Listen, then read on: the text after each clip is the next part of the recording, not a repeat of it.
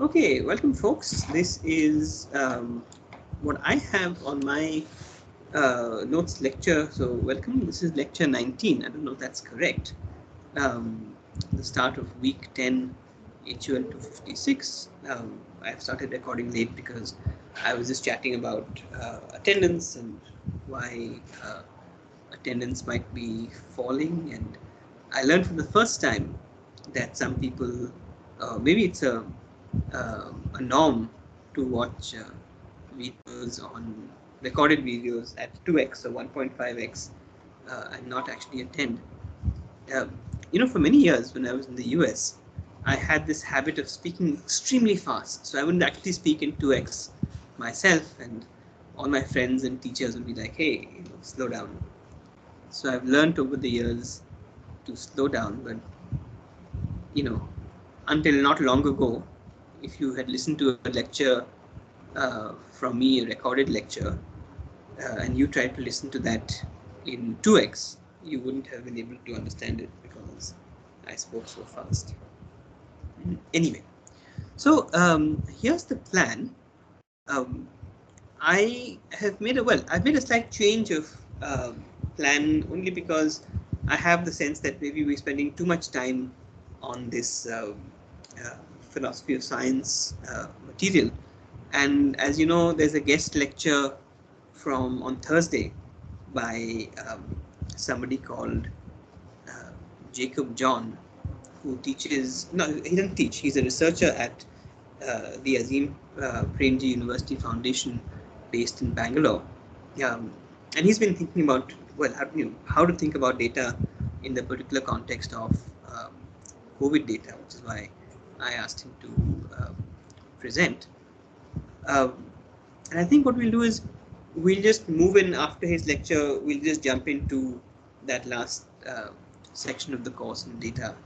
So what that means is, I think we won't really talk about Thagard beyond what we can talk about in today's class.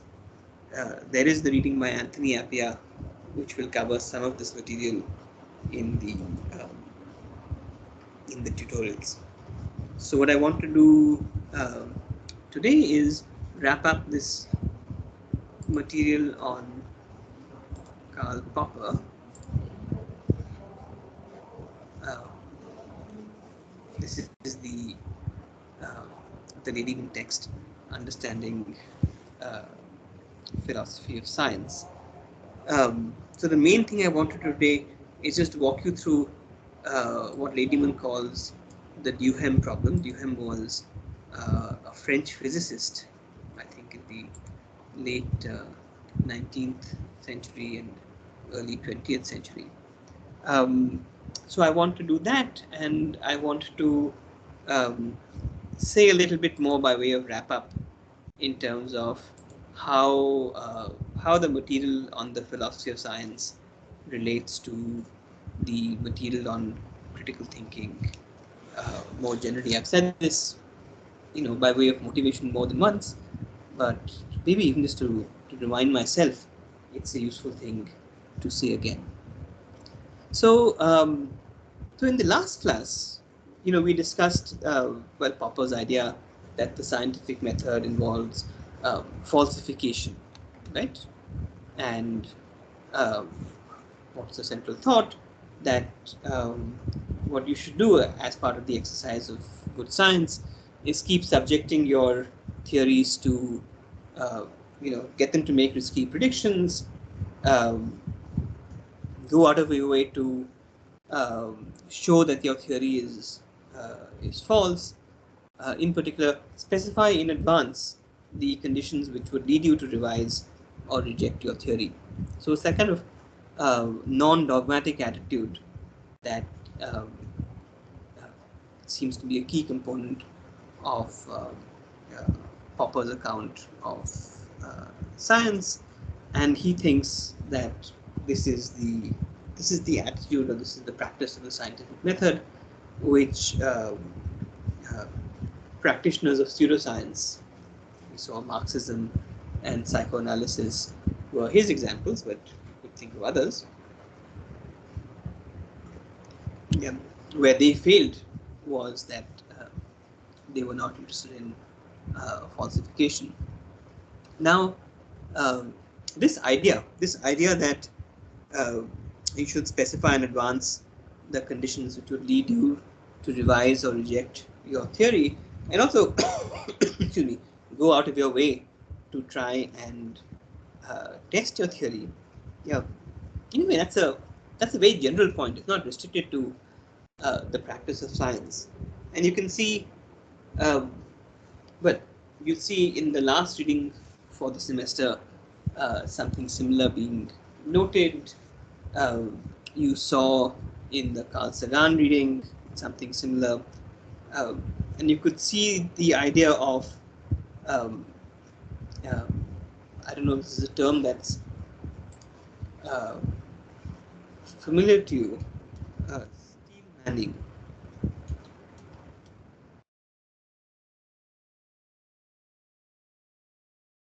Have you come across this term?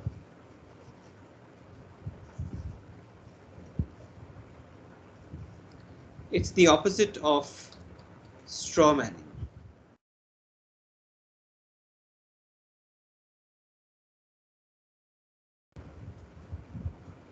Sorry, this keyboard is a bit off, so my spelling isn't great here. Um, so a straw man argument, you'll recall from a couple of weeks back, right? It's the argument when um, you kind of distort an argument uh, to its weakest possible form, and then you attack it. So steel manning is where, if you have a particular view or a position, you try and construct the strongest possible case against your position. And again, the thought is, if your case survives a kind of sincere, strongest possible criticism, then that's a very good thing. You have more title to believe in it. So that's one point.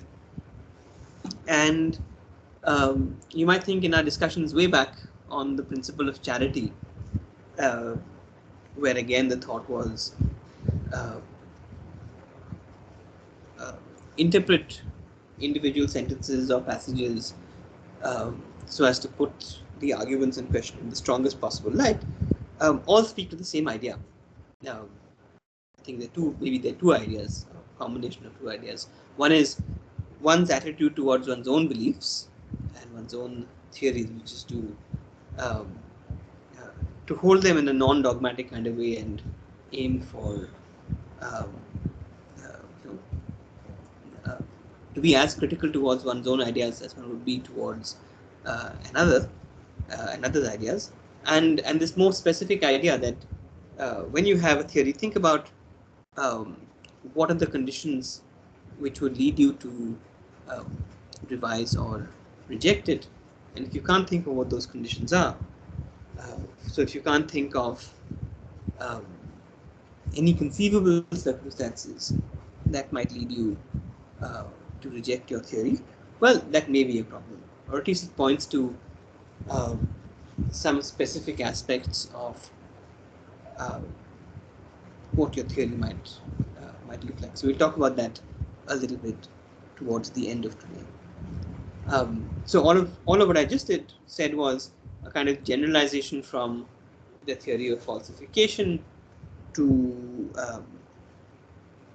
aspects that are outside of the purely scientific, and um, and then doing that again is a way of motivating the connection between this material and critical thinking.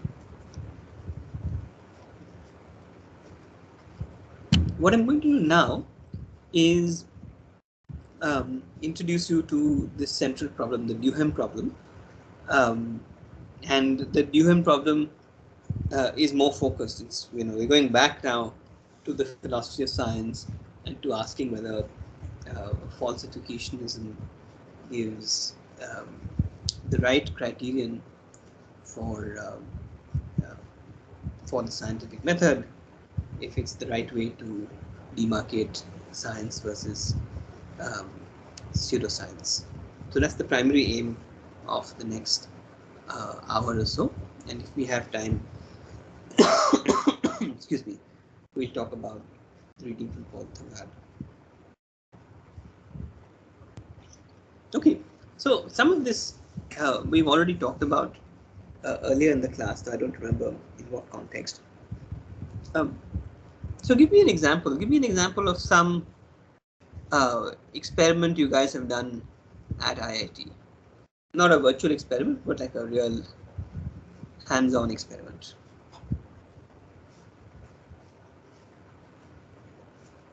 I've done some atomic spectroscopy and calculating the sound speed of waves in a medium.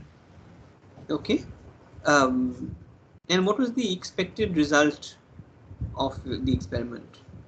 Uh, like I calculated the speed of sound in water, distilled water. Okay. The the the the calculated result, I mean the well-known result was about 1470, I guess. I don't remember the exact number, meter per second. And I have calculated it quite close, like 1400 something. I mean, like it wasn't, there was an error, but not that much. Like there was a 3 to 4% error. Okay. And have any one of you had the experience that where your experimental result diverges quite a bit from the Yeah, expected? I there was a laser beam experiment, and it really, like, there was a error coming of 30%, like that. So in that case, uh, this is at least connected to the concept of error. Okay, so we have this one laser beam experiment where the expected, your value turned out to be different from the expected value. Anyone else? Any other examples in your own lives?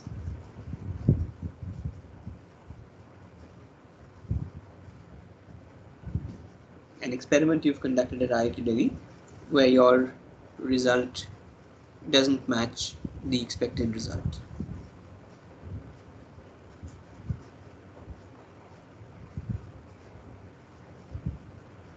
No? Okay. Um, that's surprising to me, but anyway, we'll stick with Rajiv's example. Uh, what would Papa say about your case, Rajiv?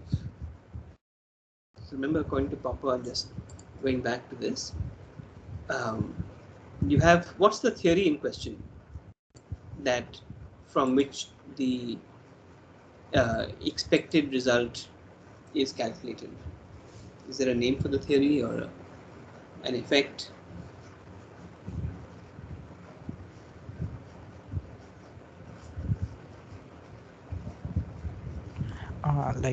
For example, we have tried to calculate uh, the wavelength of, let's say, sodium lamp.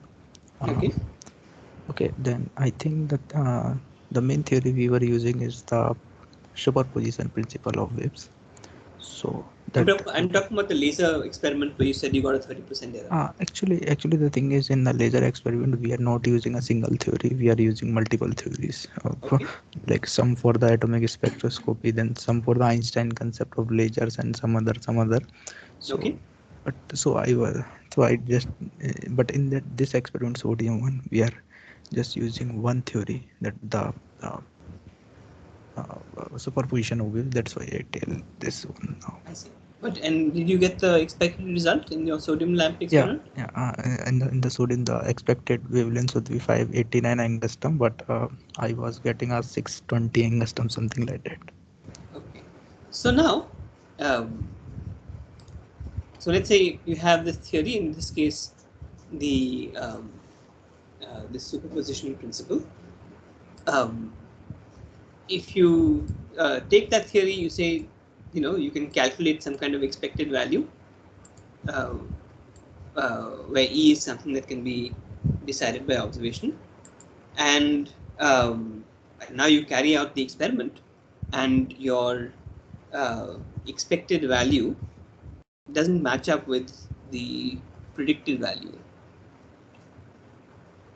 So, on Popper's point of view, shouldn't you then give up the theory? Shouldn't you say, you, Rajiv, called your result an error, But couldn't we say instead that the theory is in error and that your result has shown that there's this mismatch between the expected value and the experimental value, that is the value from your experiment, and therefore the theory is incorrect? I don't think we can like say that because Why? there are multiple sources of error. Say, for example, the room in which I am doing this experiment. Okay. I said that the theory which I use is the superposition principle. Okay, and then there is already light present in the room, so that might be interfere with the sodium light and the other things. After that, I'm using the screw gauge and all that devices, so there Okay. might be error there. Okay, so my experiment not be 100% correct. So I would not say that the theory is incorrect, but it is close to the experimental observation. Okay, so good. So the point that you have made relates to this central kind of question from Duhem. And what's his point? If you're proper, if you're proper in the way that we have um, kind of presented Popper's theory, well, you just have a theory, you have some risky predictions, let's say the prediction about the uh, whatever it was, the Eddington experiment, the prediction that the light waves will bend at an eclipse. You carry out the observation or the experiment. There's a either a mismatch or not. If there's a mismatch, you throw out the theory. Actually, Yeah, I also wanted to comment on that. yeah, The Einstein theory predicted that the angle change by the light due to the sun's gravity is 1.75 arc per second, I guess. I don't remember the exact number, but yeah. what the Eddington experimentally viewed, that the number doesn't match quite with Einstein's theory, which was predicted. But the point there was made that the light indeed bent by the sun, though not the exact number that was Not the Einstein exact. said, but it does indeed. It was close, not exactly. So good. That's another case where, at some level, you could say it's a mismatch. You could say that observation didn't bear out um, the prediction, but on the other hand, you could say, look, um, it gets something right. But the main point I want to make is that on the picture that we have um, uh, given on the picture that is logically shown here, you have a theory, you have an experimental or observation statement that turns out to be false, and therefore it looks like, according to Popper, you found a counterexample to your theory. Um, you have to get rid of it. Now, what Duhem pointed out is something that Rajiv has sort of pointed out implicitly, that in any actual case, what you're going to get. Um, so I didn't really understand. Do you guys know about this experiment, the Newton-Huygens experiment um, about light, whether it's particle theory or a wave-like theory? Yes, so that's I guess that's the superposition mainly things. Okay, so it's a standard thing that you guys learn in college.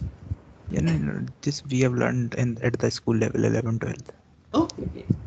Well, I'm embarrassed because I did science in the 12th. I have no memory of this. Um, uh, anyway, that's not immediately relevant to the point I want to make here. Um, why don't we have somebody read out from here this paragraph onwards?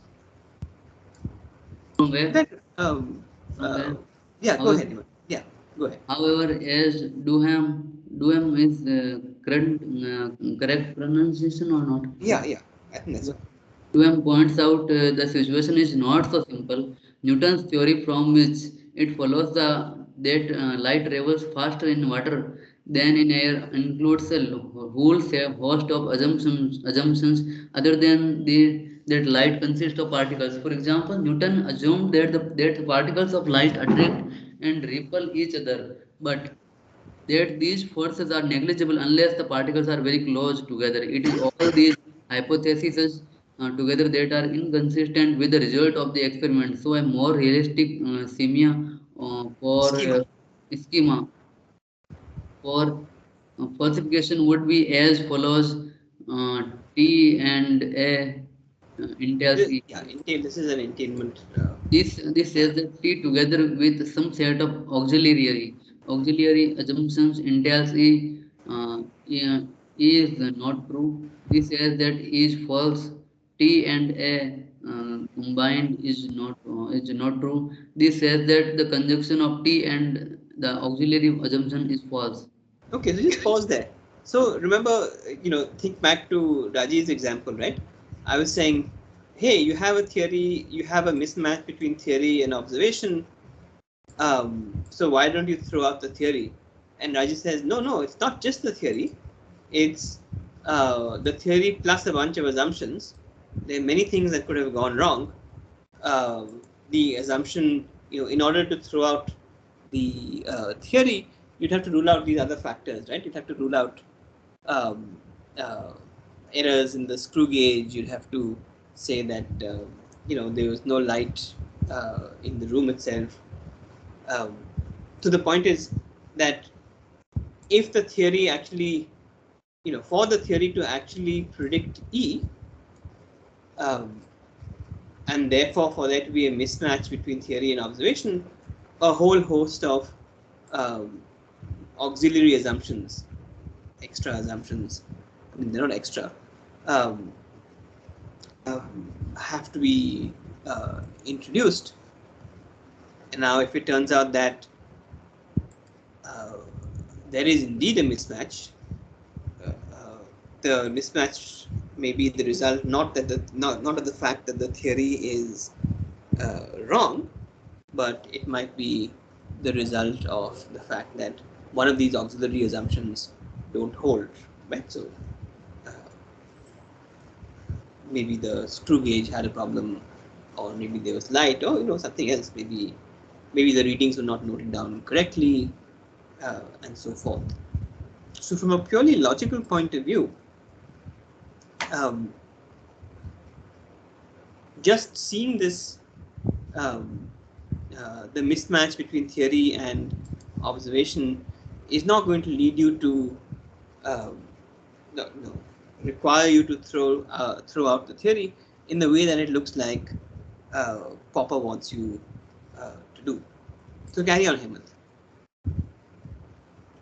Okay, sir. Now, P and Q is not true is logically equivalent to P is not true or Q is not true. This would be obvious. If it is first that P and Q are both true, then either P is not true or Q is not true or both. So how do the scientists know whether T or one of the assumptions in the set A has been falsified by the experiment? Duham recognized that this problem was not widely appreciated. Whether or not people are thinking in falsificationist terms, people, perhaps even some scientists, often think that scientific hypotheses can be taken in isolation and tested by experiment to be either retained or discarded on that basis. In fact, So says just Duham. pause there for a second. So all of the things that we've said, this idea that scientific hypothesis can be taken in isolation and tested by experiment to be either retained or discarded on that basis, um, that seems to be true of um, everything we've done so far, right? It seems to be true of the inductivist. It seems to be true of Hempel, right? Hempel's, like, the unit of science for Hempel is the hypothesis.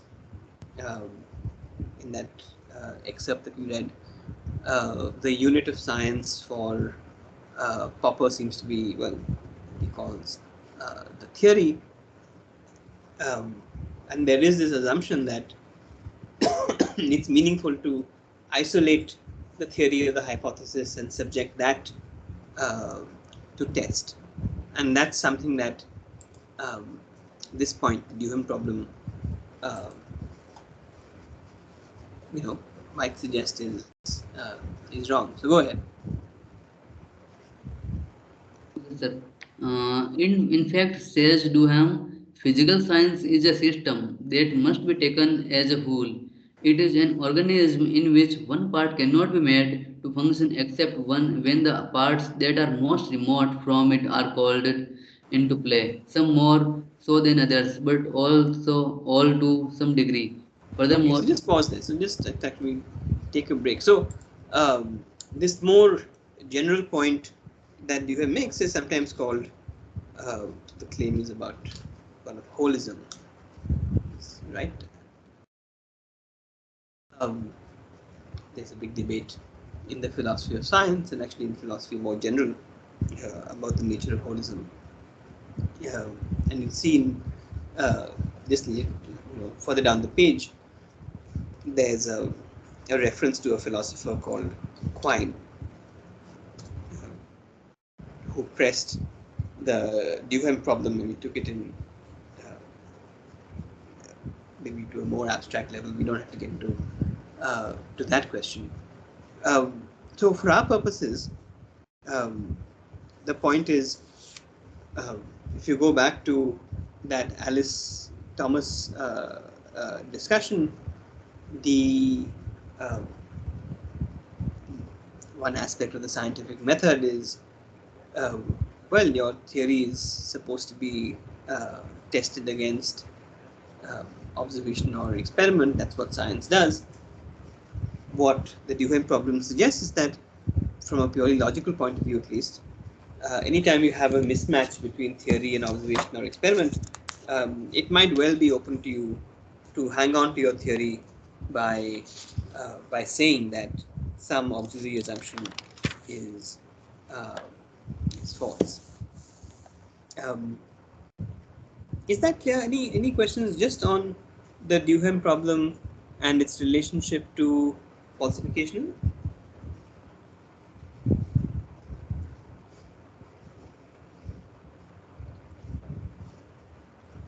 No.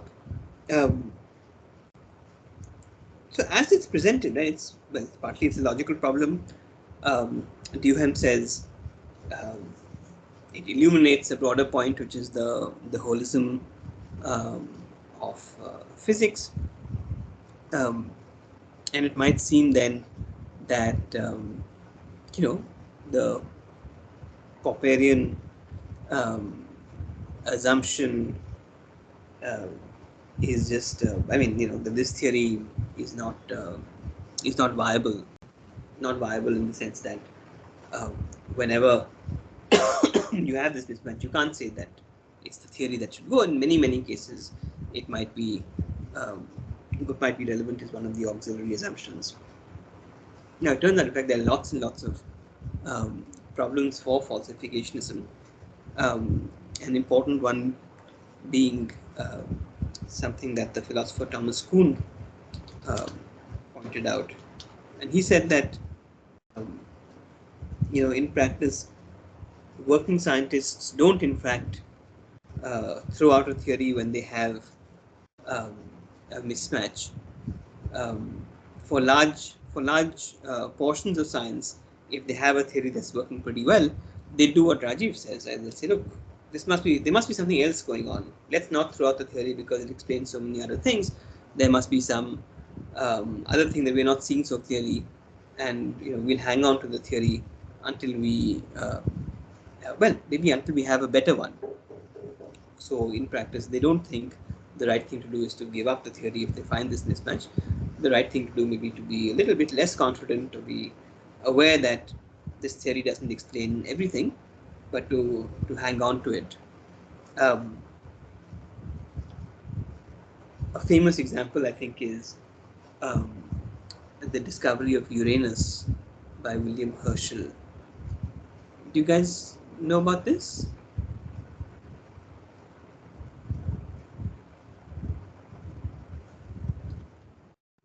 No. I think it's Uranus. So I could be wrong about this because it's a long time since I looked this up. But the thought was that the orbit of Neptune, from an observational point of view, seemed quite irregular, and it wasn't what was predicted by, I guess, this Newton-Kepler mechanics. Astronomers didn't actually throw out the theory, but they postulated that maybe this is explained by some mass, another planet that we can't we can't see right now. And sure enough, at some point later, this astronomer William Herschel um, he actually observed that planet and named it Uranus. The point being uh, that even though there was this mismatch between uh, prediction and observation for the longest time, working scientists didn't think, they thought that this theory was so good, it explained so much, um, that there must be something else uh, going on, and then they postulated that this is, maybe this is why we are seeing this mismatch. And sure enough, later they were, it turned out that they were right. Um, what's the point of this is to say that, again, Popper's account seems too extreme. Uh, it would rule out as irrational or non-scientific this kind of uh, this kind of practice. Those are the deep objections to Popper. You see a little bit more in this section that I haven't. Uh, we're not talking about problems with falsificationism, um, and I would really refer you to this fantastic book by Kuhn called "The Structure of Scientific."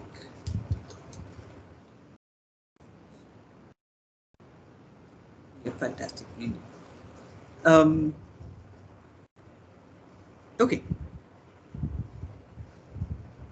so it might seem that there are quite deep and perhaps intractable problems with falsificationism as a theory of scientific method.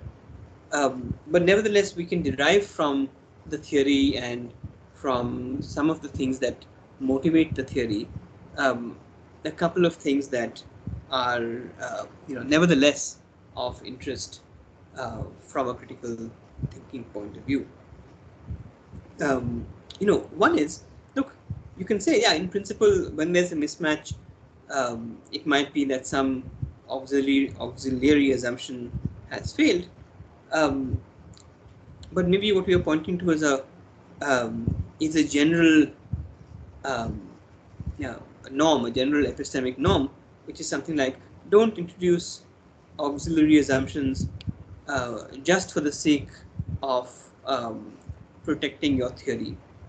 Right? So if you think of again, to take Rajiv's example, um, it's not like one, at least the way you presented it, that hey, once you see the mismatch, you think, yeah, of course there's something else that's going on, and I'm just going to keep inventing these auxiliary assumptions whose failure I'm going to take to explain this mismatch, because at whatever costs, I'm not going to give up the theory I have. Rather, they might be good independent reasons um, to think about those assumptions and check whether they are um, true. So, kind of one lesson. Let me say, lesson number one from Popper. So, this is a lesson that survives um, both the criticism that Duhem gives and as well as the criticism I just talked about from Thomas Kuhn. Let's say lesson number one is um, don't introduce ad hoc, say auxiliary assumptions, just for the sake of getting your theory.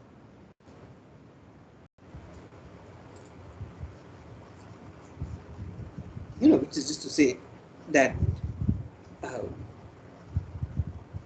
when there's a mismatch between theory and observation, something has gone wrong, and it may well be that the problem is not with your theory but with some other assumption. But the point is, don't go seeking for assumptions just as a way.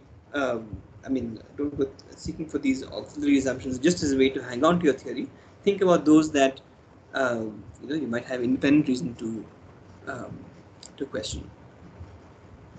Um, there's a another aspect, another kind of um, um, a weaker condition that you might derive from the falsificationist perspective, and you see that at page 80. I'm just going to scroll down um, to page 80, and I should say, Popper was aware of. Popper wrote after WM, so he had an understanding of this issue, and we'll see what he has to say about it. So why don't we have somebody uh, read out from here? And now Hemant is read, so let's have somebody else.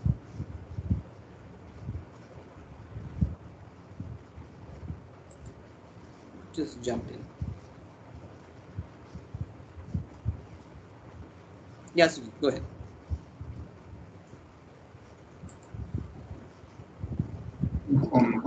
Whether or not Quinn is right in his moral radical conclusions, it is clear that Popper must grant that there is no such thing as a completely conclusive refutation of a theory by experiment.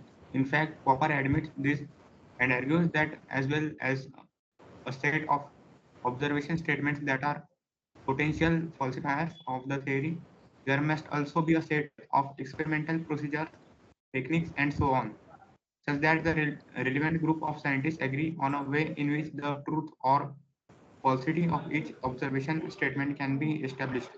Hence, falsification is only possible in science if there is intersubjective agreement among scientists about that is being tested on any given occasion.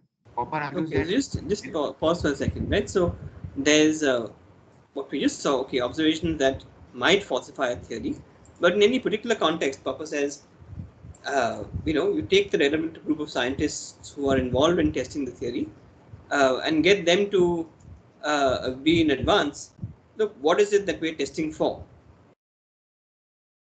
Um, and so falsification is possible only in science if there is intersubjective meaning agreement amongst these people about what is being tested on any given um, occasion. So presumably the scientists have to say, look, we're going to hold everything else the same. We're going to assume that um, uh, there are no auxiliary assumptions that are at issue unless something comes up, and therefore we are going to regard this as a test of the theory itself.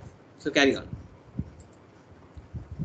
Popper argues that in proper scientific inquiry, whenever a high-level theoretical hypothesis is in conflict with a basic observation statement, it is the high-level theory that should be abandoned.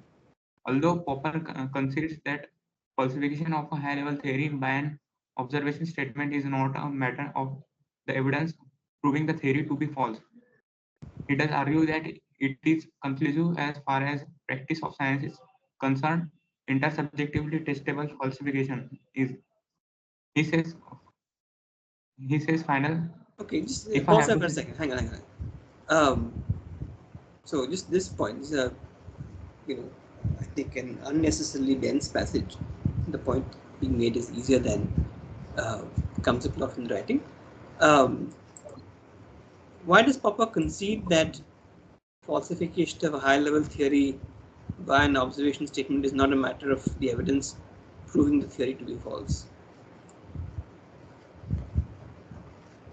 And why is proving in italics there? uh, so like I want to give like as an example on this, uh, like general relativity predicted that the gravitational waves will travel in space with the speed of light, and it was published in 1916. And after, let's say, in the course of 100 years, many theory published and says that okay, the speed of gravitational waves might not be the same as the speed of light and so on. But in the 2015, when the first gravitational waves were detected by LIGO, it was made clear that gravitational waves travels with the speed of light, and then that only that one observation just remove all these theories that other people predicted that it may be that gravitational waves may not travel with the speed of light. It's just like one observation that just falsify all these theories simultaneously. Okay, I get the example. I'm not sure how the example um, explains this point.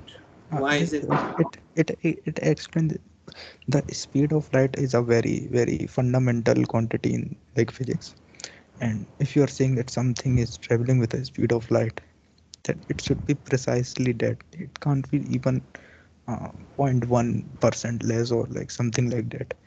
So Okay, they just deviate for very tiny from that, and all this theory which deviates from that gets falsified in just one experiment. that's the LIGO experiment. So Um, okay, fair enough. I still think the reason I'm going on about this is actually more just a test of comprehension. There's a very easy way to say it's not a matter of evidence proving the theory to be false, because the evidence, in fact, can't prove any theory to be false. All it can prove is that either the theory is false or one of these auxiliary assumptions is false. So that's the reason why um, there's a stress on the term proving. So it says falsification is not a matter of proving the evidence proving the theory to be false, but he does argue that it is conclusive as far as the practice of science is concerned. Intersubjectively testable falsification is final. So once you and I and the scientific community as a whole agree that um, you know if such experiment, if such and such observation goes against such and such theory, um, you know, then we have to give up that uh, that theory unless we're able to point out to some particular uh,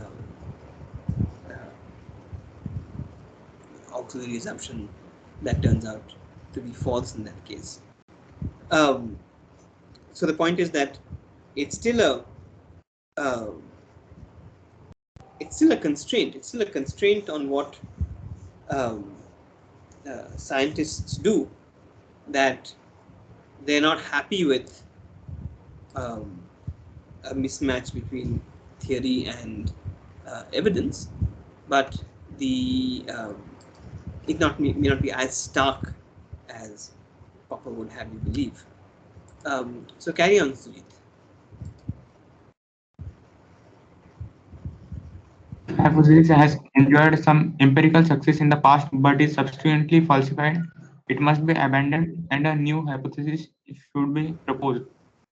The latter should explain whatever success was enjoyed by its predecessor, but it should also have extra empirical content that its predecessor does not have. It is in this way that true science avoids the deplorable state of affairs that occurs when pseudoscientific theory is falsified, or its adherents simply introduce a new version of theory to which arbitrary assumptions have been added to save it from falsification. Okay, so just pause there again. So um, you can think again. Um, this is a reformulation of what I just said here, the lesson number one. I said it, don't introduce ad hoc auxiliary assumptions just for the sake of protecting your theory. And um, this line, this phrase, arbitrary assumptions, don't add arbitrary assumptions to a theory to save it from falsification. So that's a general uh, principle one might use. Um, these extra assumptions, um, you know, should be motivated in some way, motivated for some reason other than the fact that they'll serve the theory. Um, I mean, we just had these state elections, and you can uh, you often have either politicians or people who are pollsters, um, where their prediction of the number of seats they get wrong. They'll say, "Oh, we made this prediction, but the reason it didn't work out is, let's say, the EVMs were uh, were tampered with, or um, people were too scared to express their true preferences in the polls. Whatever, you can have a whole range of things to explain um, what was wrong. Um, they're ad hoc when there's no independent motivation for those things beyond trying to secure your theory. But you might have independent evidence, and you might have independent evidence that whatever, such and such EVMs were being transported without proper protection at this time, or that kind of thing is okay. What's not okay is uh, making these arbitrary assumptions.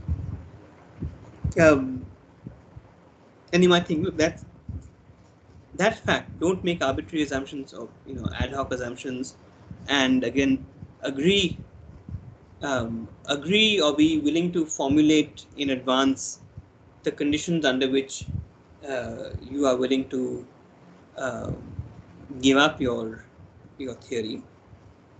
Um, those are important norms. Let me say, this is lesson number 2. Specify in advance the conditions under would be willing to give up, or and by give up I mean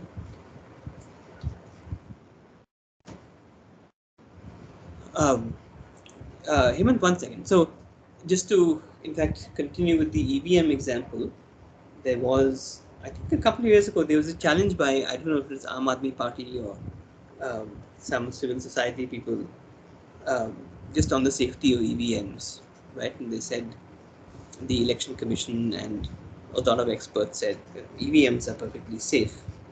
And then there's this challenge, look, let's do a hackathon. Um, let's test out whether EVMs really are as safe as you make it out to be. And you might think again, look, that's somebody who's really confident about the safety and reliability of EVMs. People know what EVMs are, right? Electronic voting machines. Um, somebody who's really confident about their reliability should be able to say, look, here you are, here's a bunch of EVMs for you to play with. Under these conditions, if you show me that um, uh, you know the results counted by the EVM don't match what I say they should match, then I take back my word. I agree that that there's a problem here. I think that's an important practice for any critical thinker to have. And not doing this, not being willing to specify this in advance, is um, some kind of dogmatism, right? For, and I'll come to this in a minute, for anything to be a claim about the world, well, whether it's true or not depends upon the way the world is, and so it should be uh, one should be able to test it against the world. That may be the essence of um, one aspect of the scientific method. So that, I think, these two lessons um, are still broad uh, lessons one can take away from Popper's theory of falsifiability or falsification, even if we think there are problems with it as a theory of scientific method. Okay, Hemant. Sir, basically, I was asking a question that if any scientist made a theory or invented a theory, and he says after people oppose it or say it that there is something wrong in this theory, we have these evidences, we have these observations that your theory is going to is not going smoothly, then every scientist can say that I made this assumption, so let me make new assumptions to let me change my assumptions to prove this theory right. So basically, in this manner, we can never falsify any theory basically. That's right. That's the challenge. That's exactly the problem that Because the UN problem everyone faces. everyone can say that he made these assumptions wrong, so let me correct my assumptions, or let me assume new assumptions so that I can prove this theory right. And there Rajiv. is a way to falsify this, like the experiment which I said that okay, so each screw gauge might be error and this might be errors. The possible ways to consider all the possibility of the assumption which are being made in the experiment and calculate its percentage error. And if your experiment like if your theory and experiment doesn't come in that percentage error, then there must be theory incorrect. Maybe some problem there. So I think part of this is maybe the mismatch should lead you to identify what assumptions there are. A scientist who's only interested in hanging on to the theory and is constantly pointing to अच्छा ये हो गया होगा चलो वो हो गया होगा चलो And वो बैटरी already डाउन हो गई there are yeah a lot of theories. There are a lot of theories, and we are reading in like in chemical engineering, like Henry's law or Raoult's law. There is हाँ very little difference. There is very little difference in them. हाँ Basically, they just made the theories for being the famous person in scientific community. हाँ. Well, that cannot be a bad thing. That the scientific community is if it's working well, is a proxy for good science. Um, though it doesn't always get it right. Um, okay, so let's step back for a moment. I do hope that these, at least these two lessons, are clear takeaways for critical thinking. But let's zoom out. So what we've seen is the point of this is to think about the scientific method and to contrast it with um, pseudoscience, maybe superstition to the extent that it's not scientific but aspires to the claims of science. And we've looked at three examples, right? We looked at inductivism, we looked at the hypothetical deductive method, and we looked at falsification. And each of these showed that there's some role for observation and experiment, but it's different in each case. One way, well, in all of this, if you take this whole set of readings that we've done, um, beyond what I just said for lesson 1 and 2 from Popper, what are some takeaways? One important takeaway for me relates to something we did right at the start of the class. If you remember this distinction between um, verbal, factual, and value disputes. You remember this? Like the merely verbal dispute versus the Yes, factual sir. dispute, In starting, we have gone through this. right in the start, right? Yeah. So it's always a good thing when you're having an argument or thinking, when you are disagreeing about something, to ask yourself, is this a merely verbal dispute? Right? We did some exercises also on that. Is this a dispute of values? Is it that you and I are agreeing on everything, but you think something is fair and I think it's unfair? That's like a dispute of value. Or is it a matter of a factual disagreement? And the question of these aspects of the scientific method are relevant to the question of um, uh, is it a factual dispute? If it is a factual dispute, um, then these tools that we've looked at become relevant. So one of the things, what I would like for you to have as part of your toolkit is to be able to first of all ask this question: is the dispute a factual question? And then, well, how is the fact in question to be determined? That is, how is the dispute to be resolved? Well, is it a matter of observation? Is it a matter of experiment? How is the experiment to be conducted? Um, in the absence of either observation or experiment, um, how much should we trust the relevant estimates? These are very good questions to ask in any in any sorts of disputes. And then the elements of the scientific method that we have looked at, become relevant. Um, Another useful thing is when you see hypotheses and you want to test them out, that device of developing test hypotheses, uh, sorry, test implications that we saw in HEMPL, um, that becomes uh, that's a helpful thing to use in general. I've already spoken about these ad hoc assumptions and also this specification in advance, lesson number 2. Um, so that's a bunch um, of takeaways from this section of the course. Um, Let me pause for a second um, and ask if you have any questions based on what I've said so far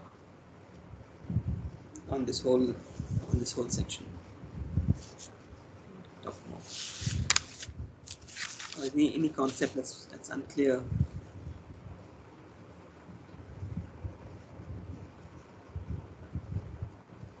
No? Okay. Let's do one thing then. We have we started 10 minutes late, so we have maybe a few more minutes, maybe 15 more minutes of class time. Let me take you to um, not to the. I was going to talk about this article by Paul Haggard, but instead of talking about that article, let me just talk about um, this document. This is a document, um, as you can see, objections to astrology, made in 1975 by a bunch of scientists, including several Nobel laureates, 18 Nobel Prize winners. What I'm going to do is I'm going to take a quick break and get some water, and I'm going to ask you to read this passage and then think about what the passage says. And I think you have not shared this. I've not shared it. No, I'm asking you to read this live. To read it as we while I go and get some water. Yeah, think about what well, whether you agree or disagree with this statement, um, given what you now know about the philosophy of science. So I'm just going to turn off my video. I'm going to go for a few minutes, get some water, and come back.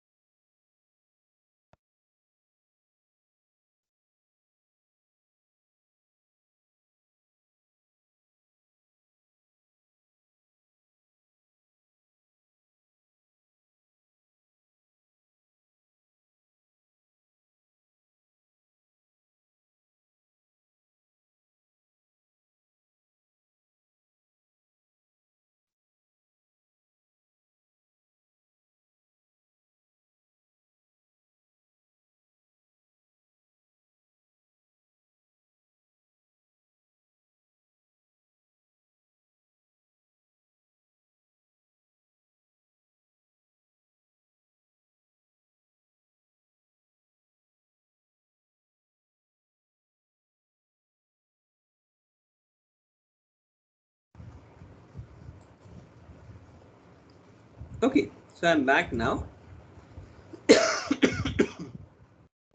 um, Sir, give us 2 to 3 minutes more so that we ठीक can है, complete. ठीक है, okay. Would it be better to read it loud? Would that help?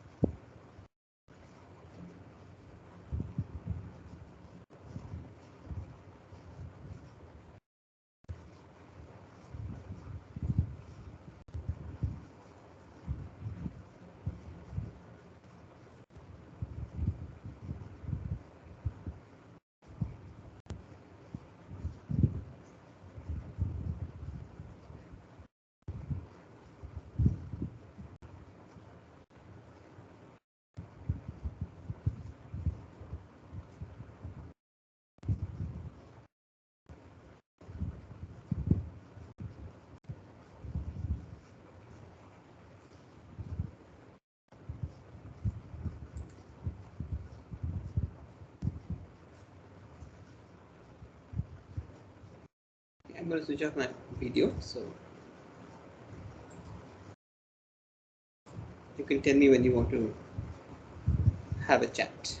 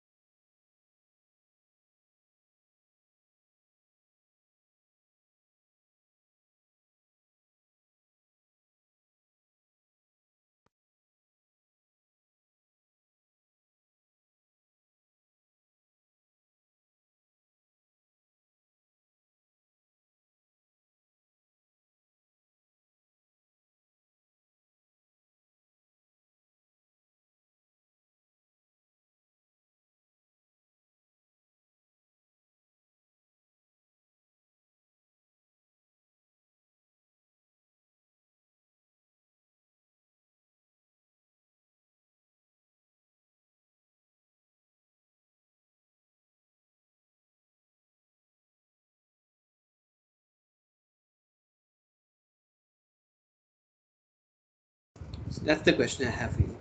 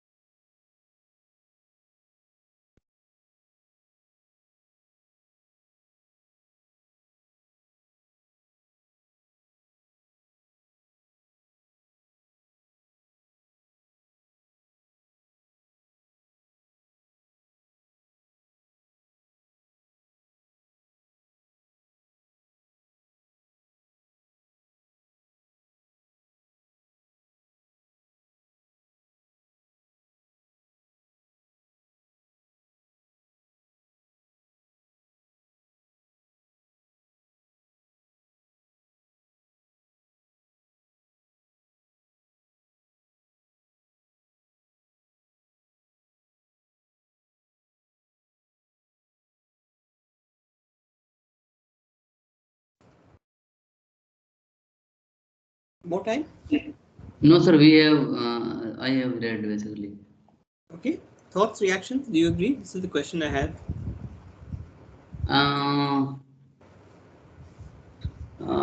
I think, sir, I should say astrology is not scientific. I can say in that basically why astrology, why people are believing in astrology is just because they are there are uncertainties in their life, or they have fear in their life, that what will happen in future, and astrology is just giving them some kind of um, peace, or we can say assurance that something good will be there in future for you, so don't lose hope. Or so basically it's astrology is just giving hope, and there's no a scientific ground on which they can decide the future. And so I think it's not astrology is not scientific at all. Okay, how would an astrologer respond to that claim? Or how should an astrologer respond? I think they may say that, they may give the examples or incidents where they claimed something and they turned out true. But I think in many cases it turned out like even Anand Mahindra has tweeted something that on some match, like there was a match in football or cricket, that according to these astrological aspects or horoscopes, this will be result, but the result was something different, but the result was opposite to that claim. So yeah. Okay, I was talking about um, the specific claim. You, Hemant, you made this, and you were agreeing with the claim that was made here. Uh, that in these, why do people believe in astrology? They long for the comfort of having guidance in making decisions, and this is what they would like to believe.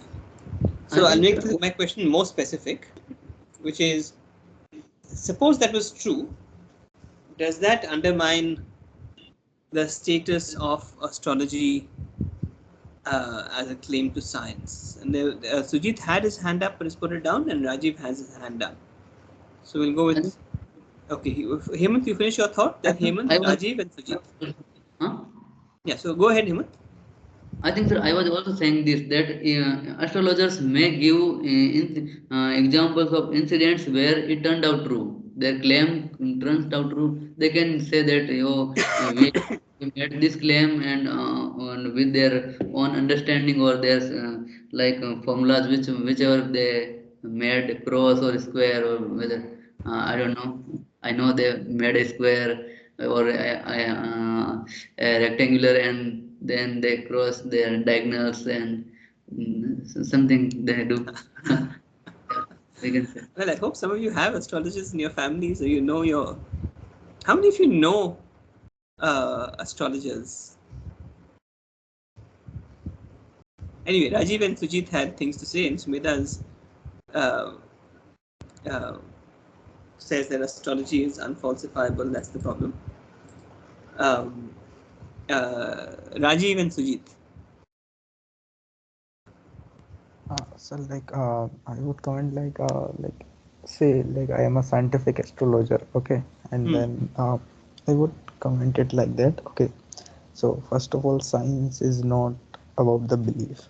What you believe is doesn't matter in science. What is the fact or what is the observations, that all matter. And the second thing is, okay, so as an astronomer, astrologer, uh, I would defend it in the that way, okay, you are saying it not scientific, then I would ask all the scientists, did you discover the complete science? The answer is obviously no, they haven't discovered the complete science. Then they are saying that this is not scientific. So basically there is, suppose there is a set, okay, and there is an element in the sets, and you have discovered a very tiny numbers of them, and you are saying, okay, so this element doesn't come in the tiny element, so this is not in the set. But that's not, I think, completely the case. So I would say I neither agree nor disagree with this article like that. Well, you made one point which I want to highlight, which is you said science is not about belief but about what's the fact. And I think one thing that the astrologer could say is, it doesn't matter why people believe in astrology, right? The question is, okay, they may seek comfort in it. The question is, does it get it right? And why do people believe in medical science or believe that getting a vaccine will prevent COVID? That might be because for the same kinds of reasons.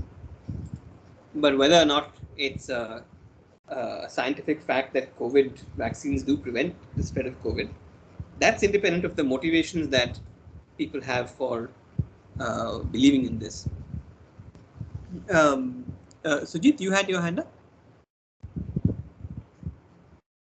And Sumita Yes, sir, is I want in a. to. Yeah, go ahead. Yes, sir, I want to. I mean, I would be. I would like to ask any astrologer a question that if that some specific star is affecting my life, then why it specifically is affecting only my life? That and they say that if you are born in there are something like nakshatras or that.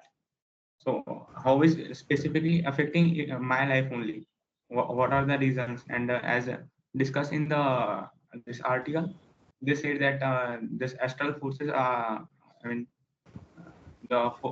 gravitational forces that the stars make, they don't affect much.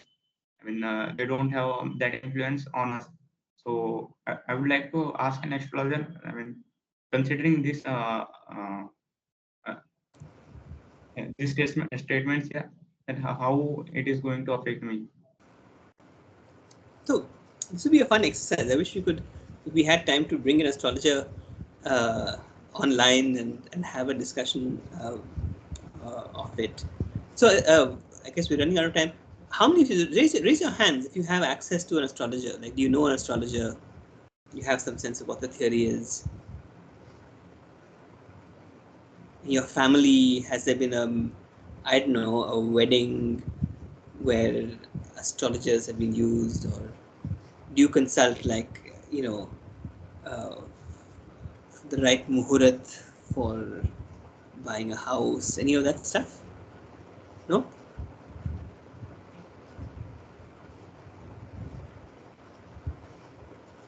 Maybe it's an unrepresentative sample of Indians. Yes, Jeet. Yeah, in my family, they just look into the calendar that on this date marriage can be done. No, nothing like they go to an astrologer or something. They just look into a calendar. But it's an astrological calendar. Yeah, in that way you can say. I mean, that calendar calendar that consists of some astrological facts, so they read from there. Okay. And nobody else has access. And so, one thing I also want to argue that they say, okay, how the stars can affect your day. Okay, I want to argue one thing. I think all of us might have heard of the pseudo forces. Okay, The sometimes what? we use this pseudo force. I think you also might have heard of pseudo forces. Pseudo forces. Uh, like say if you are in a bus and the bus suddenly accelerates, then you feel a force in the opposite direction to the bus, that but Huh. no one has applied you a force, but you still feel it, Huh. right? So that is a pseudo forces. Okay. uh, it is rather a strange to say, but scientist has figured it out that that force which you felt in the bus, uh, that was applied by the stars that are far distance away from you. That is a Really? scientific. Yeah, I Please want to say. share this on Piazza. I don't believe this. Yeah, it's basically the Marx principle used in general relativity, but that's a fact. Okay, so Huh. I would be very skeptical about this, but again, I'm not a scientist. But Aditya, you showed up very late. Um, let's Yes, do sir. this. Sorry, sir. I overslept a bit. Overslept at 6:30. Um, Actually, I had a cold, and so I Huh. thought I will take a nap after lunch, and then it got a. I didn't wake up that time. No hassle. So listen, let's do this. I'm actually excited enough to finish this Thagard stuff.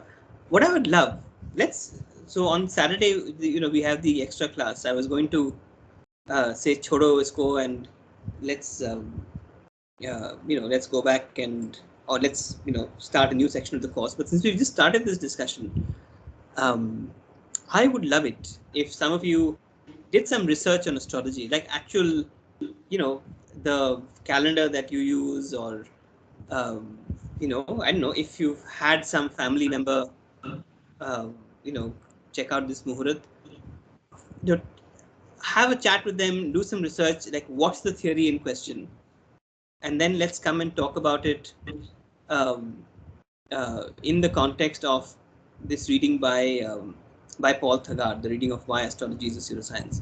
Yeah, Hemant, you wanted to say something? Sir, I was saying that what's your opinion on it? Because what's our takeaway from like this from this topic? That is astrology against the science, or is astrology scientific or not? Like, So what I'll do is let me hold off until we speak on Saturday. Right, we have the extra class from 5 to 6:30. Let's talk about it in the context of um, the discussion of the article by Paul Thagard, and talk about this article, which is up on, I was going to say up on YouTube, I meant up on Piazza. But yes, like a homework assignment for you. Give me some, and don't make it like just like a Google search. Go and talk to somebody or find out in a more concrete kind of way what's the theory that underlies. And partly I'm saying this, look, Thagard is responding to one kind of astrology. There may be a whole range of different astrological theories. So I think the answer also can't be given in some you know all or nothing kind of way. Presumably we have to ask for any particular astrological theory, is it scientific or not? And that's why I'm keen to get some details. Okay. Okay, so I'll sign off for now. I've posted the app here. It's a short piece. I think you'll enjoy it. Let's chat about it in tutorial. And Thursday we have the extra class. Not the extra class. We have a guest lecture. So I do hope you'll show up for that. Righto. Have a good week. Bye. Hello. Yes, Jeet? Hello. Yeah. Yeah, sir. What will we discussing in the tube? There's another reading. There's a reading by Anthony Appia. I've already put it on Piazza. Okay. Okay. Fine. It's also on, I guess, on similar theme, superstition. Yeah. Okay. Thank you, sir. Bye. Bye. Bye.